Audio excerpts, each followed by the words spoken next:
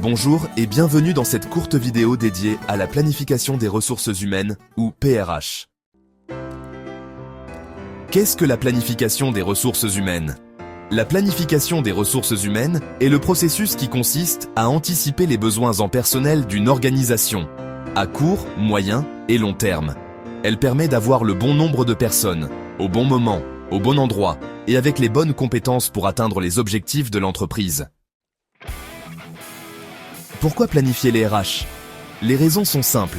Éviter les pénuries ou les surplus de personnel, maîtriser les coûts salariaux, adapter les effectifs aux évolutions stratégiques, technologiques et économiques, et surtout, aligner les compétences des employés avec les besoins futurs de l'entreprise. Le processus de planification RH se déroule en plusieurs étapes clés.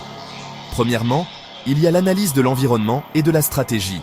L'entreprise commence par analyser son environnement interne, c'est-à-dire ses ressources actuelles, ses forces et faiblesses, et aussi son environnement externe, comme le marché du travail, la concurrence, ou encore l'évolution technologique. Elle prend aussi en compte ses objectifs stratégiques. Alors, la prévision de la demande en personnel, c'est tout simplement le fait d'estimer combien de salariés et avec quelles compétences seront nécessaires à l'avenir. Cela dépend bien sûr des projets de l'entreprise, par exemple développement, automatisation ou encore l'ouverture d'un nouveau site et ainsi de suite. Ensuite, on passe à l'évaluation de l'offre en personnel. À ce stade, l'entreprise analyse son effectif actuel, combien d'employés, quels âges, quelles qualifications, qui partira bientôt à la retraite. Bref, cela permet de savoir ce que l'on a déjà. Puis, il y a l'identification des écarts. L'entreprise compare la demande future avec l'offre actuelle pour identifier les écarts quantitatifs, c'est-à-dire trop ou pas assez de personnel, et aussi qualitatifs, donc les compétences manquantes. Alors, pour combler les écarts, plusieurs actions peuvent être envisagées.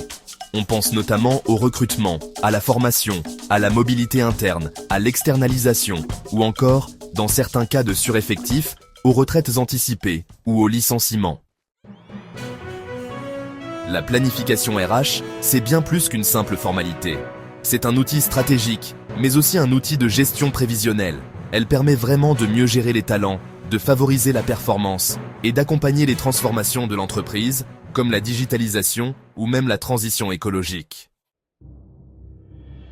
En résumé, la planification des RH est bien plus qu'un exercice administratif.